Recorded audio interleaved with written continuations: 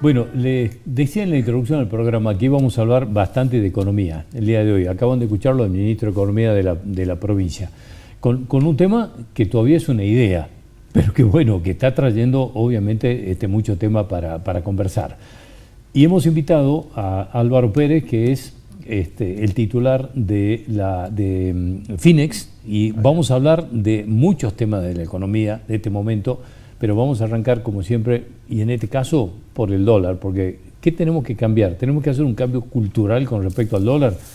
Álvaro, gracias por venir. Como siempre, un placer. Lo mismo, un gusto enorme. ¿Qué tenemos que hacer frente al dólar? Estamos un poco desorientados con todo lo que está pasando. Claro. El dólar baja, nos asustamos, el dólar sube, nos asustamos, el dólar está atrasado, ya no está atrasado. Claro. Sigue existiendo esa variedad de dólares que teníamos, no existe más. ¿Dónde quedamos parados con esto? Claro, el mapa del dólar, tío. Hay que pensar el mapa del dólar. Si tenés un día donde de repente, hoy en el mercado de capitales, están cayendo fuertemente los futuros de dólar. ¿Qué significa el dólar futuro? Sabés que el dólar tiene un valor hoy y tiene un valor también para los meses siguientes. Eso se operan todo el tiempo, son seguros de cambio y se utilizan para muchas operaciones financieras. Tiene que ver básicamente con la tasa de interés y con la expectativa de devaluación del gobierno. Hoy el mercado, como te decía, viene bajando la expectativa de devaluación. Seguramente habrá también menores expectativas en materia de inflación.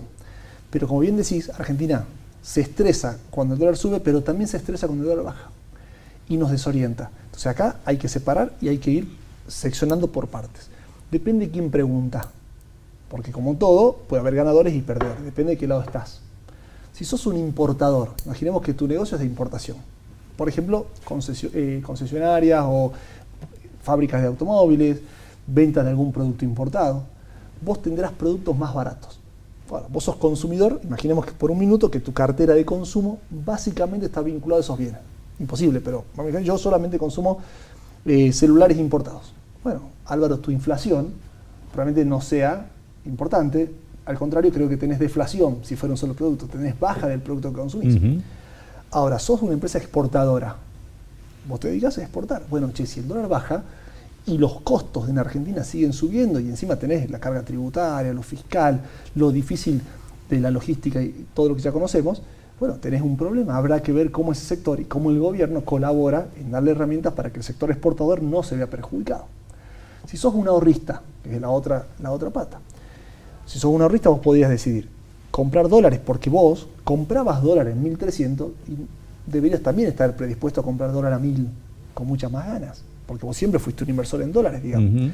O quizás sos un inversor de plazo fijo.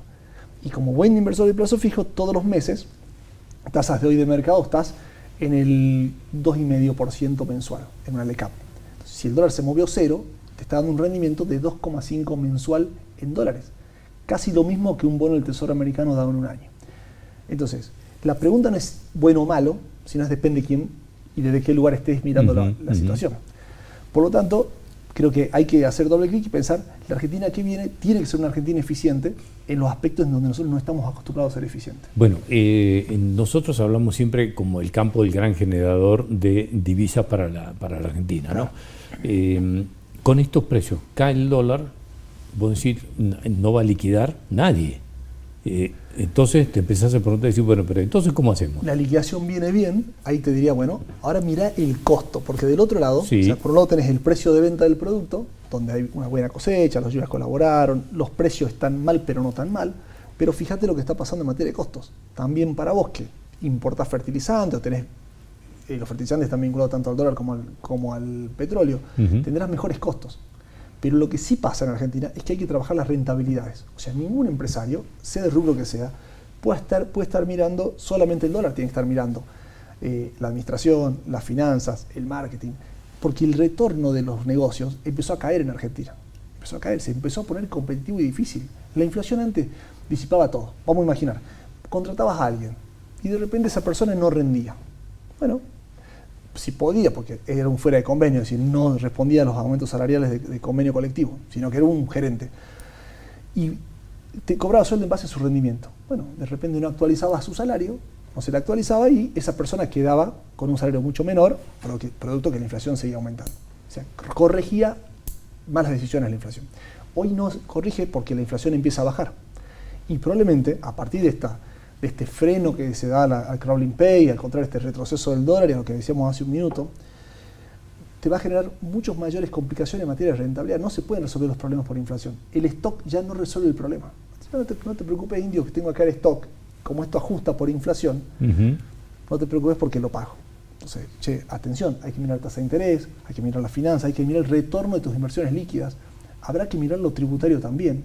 Y habrá que mirar, por supuesto, el rendimiento del capital humano, las maquinarias, etcétera, etcétera. Argentina cambió y tenemos que cambiar la música con la que bailamos en este país, ¿no? Bueno, vos sabés que me paro por un rato del lado de quienes dicen que este es el rumbo correcto, que vamos bien y que es un saneamiento de la economía. Les gusta, le escuché esta frase a unos cuantos, ¿no? Que están como, digamos, bastante cercanos a la posición económica del gobierno.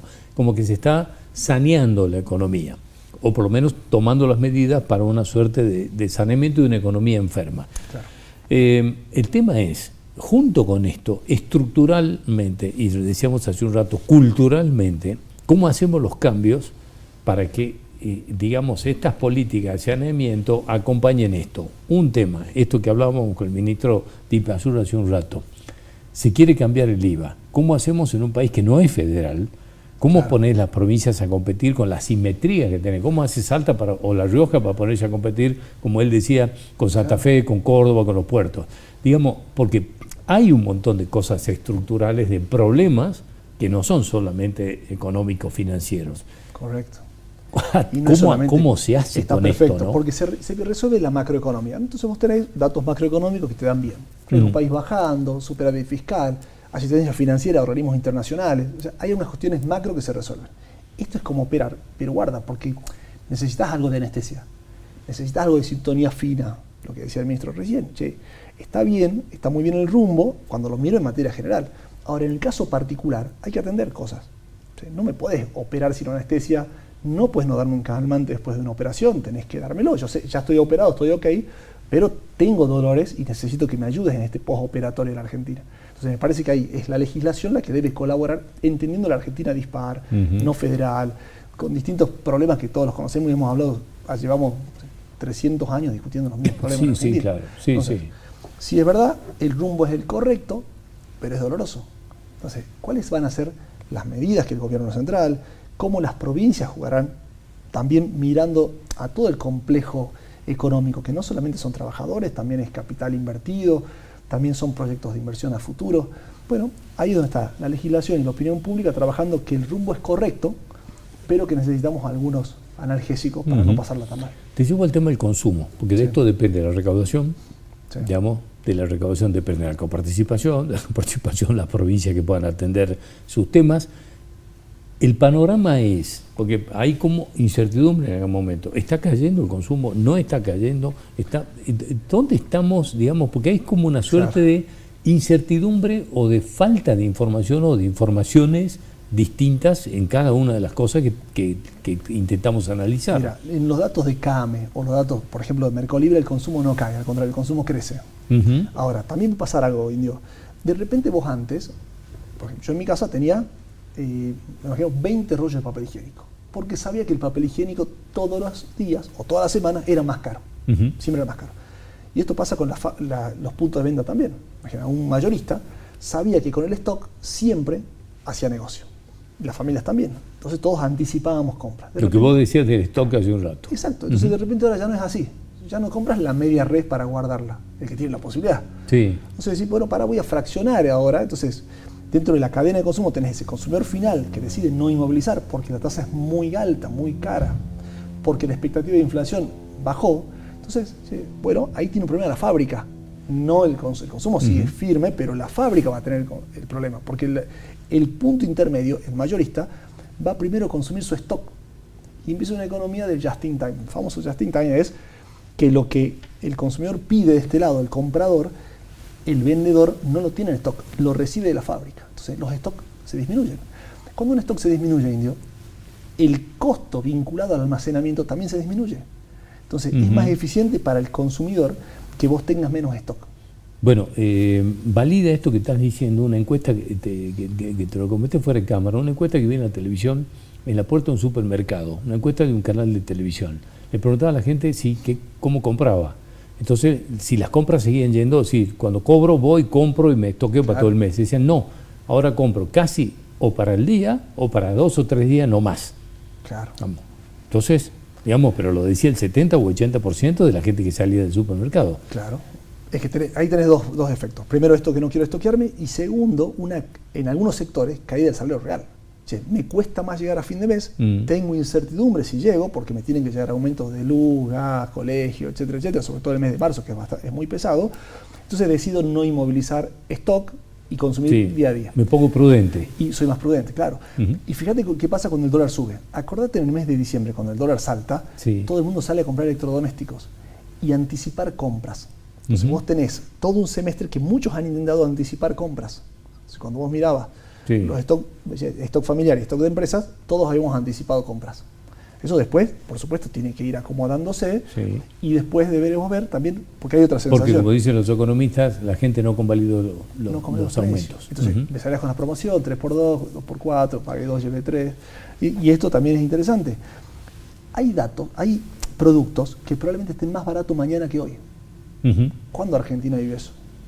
¿Cuándo nosotros pensamos que mañana esto iba a ser más barato? En materia de consumo, hay otros sectores que seguramente van a reaccionar para arriba. Sectores financieros primero y después seguro sectores de inmobiliarios, real estate, porque a partir de créditos hipotecarios y a partir del crecimiento sostenido de Argentina y la vuelta al crédito, etcétera, seguramente veremos precios de metro cuadrado mucho más altos, como también precios de acciones, como también precios de bonos, de activos financieros mucho más altos. Ahora, la economía real acompaña y viene a la saga. Ahí es donde los gobiernos, la legislación, debe darle ese marco de protección. Y eso es, por ejemplo, las bajas de los impuestos que graban el consumo. Bueno, y ahí entra a jugar la política, que es otro capítulo. Es otro capítulo. Te lo dejo para el próximo programa que aceptes la invitación. Vale, muchas gracias. Gracias Álvaro, como siempre, gracias por venir. Gracias. Volvemos enseguida. Nosotros vamos a estar hablando de esta adjudicación de la nueva autopista del Valle del Lerma. Viene el director de Vialidad, Gonzalo Macedo, a contarnos de qué se trata. Vamos a conocer los detalles puntuales de esta obra muchísimas veces millonaria que ha decidido encarar la provincia. Ya volvemos.